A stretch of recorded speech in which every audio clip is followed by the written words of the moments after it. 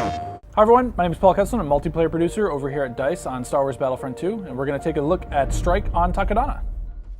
In the open beta, we have our new game mode, Strike, which is kind of one of our smaller game modes.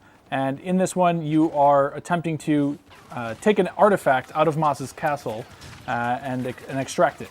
Hopefully, in this game mode, people will be able to get a lot more of that close-knit gameplay without any heroes getting in the way. It's a bit more about troopers and the reinforcements that we have available. So it's a bit more infantry-based. There's no vehicles, so it's trying to have some really tight-knit gameplay, allowing classes to shine.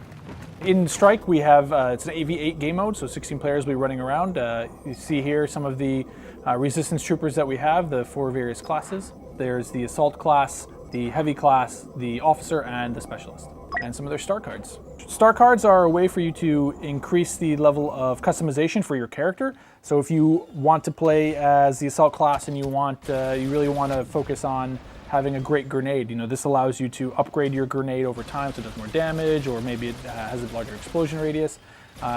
You're trying to collect cards to give yourself more gameplay tools in your toolbox for each of your various classes. And the beta is just a sliver of what we have available, but we want to give players a taste of what they'll experience when the game launches, but without showing all of our available options. But this is really about letting you have a small taste.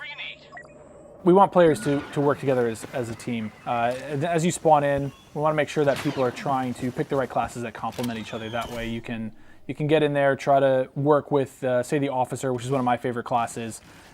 Do they want to sit there and buff the team, try to get into that point, grab the artifact, and get out of there? Yeah, ideally, and especially a lot of the close quarters areas, once you get inside the castle, is where you're going to rely a lot on your teammates to make that stuff happen. This map is, again, very iconic based on the latest movie, and I think that players will be pleasantly surprised about how particular and how very attention to detail focused we are in bringing that area to life.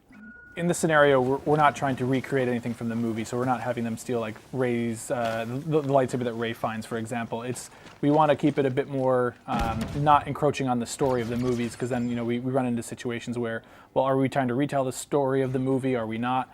This is more about having an authentic, believable world, and then allowing people to play around in that area without being, tying ourselves too closely to the story. That was the Strike on Takodana. I hope everyone enjoyed it, and we'll see you out in the open beta.